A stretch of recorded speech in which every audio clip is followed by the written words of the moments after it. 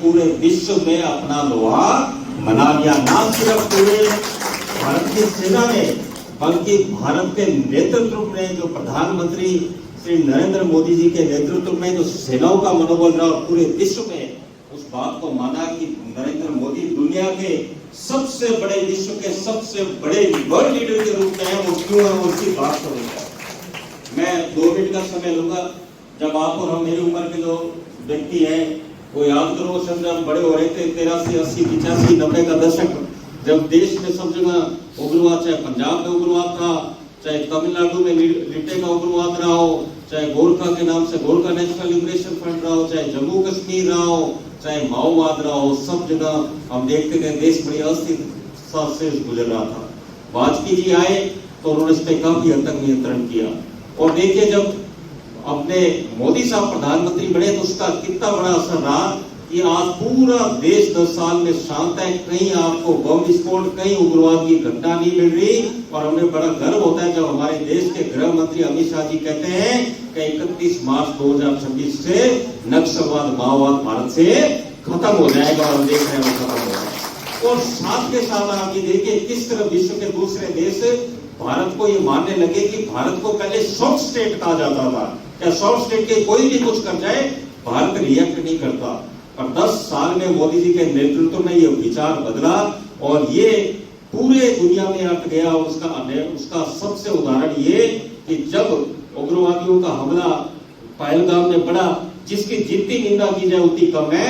भारत ने 12 दिन के अंदर पाकिस्तान के, सिर्फ पहले हमले पीओके में करे थे, इस बार पीओके में नहीं, पाकिस्तान के पंजाब में, भावलपुर, मुरी के सब जगह बिना सीमा रेखा को पार किए पाकिस्तान को जो पैरों पर लेकर आए, पूरी दुनिया ने उसको कहा कि भारत क्या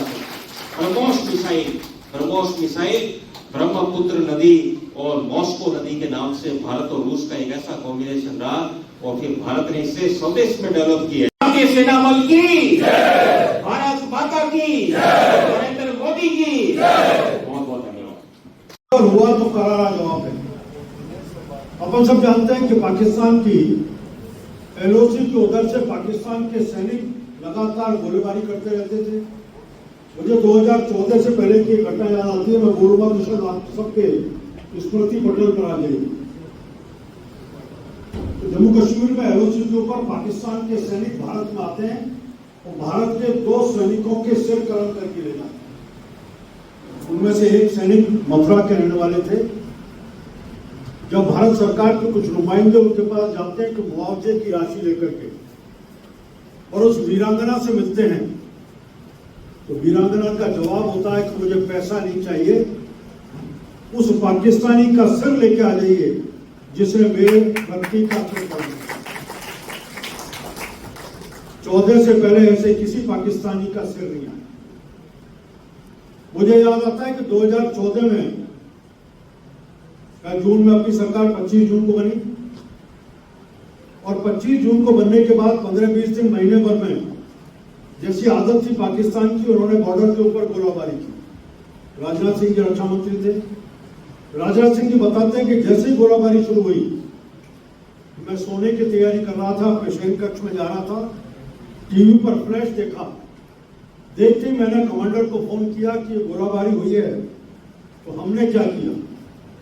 कमांडर ने कहा कि हमने सफेद झंडा दिखाया है। तो उन्होंने कहा गोलाबारी चल रही है और आप सफेद झंडा दिखा रहे हो। कमांडर ने कहा कि हमें दिल्ली के निर्देश हैं, पाकिस्तान गोली चलाए तो आपको गोली नहीं चला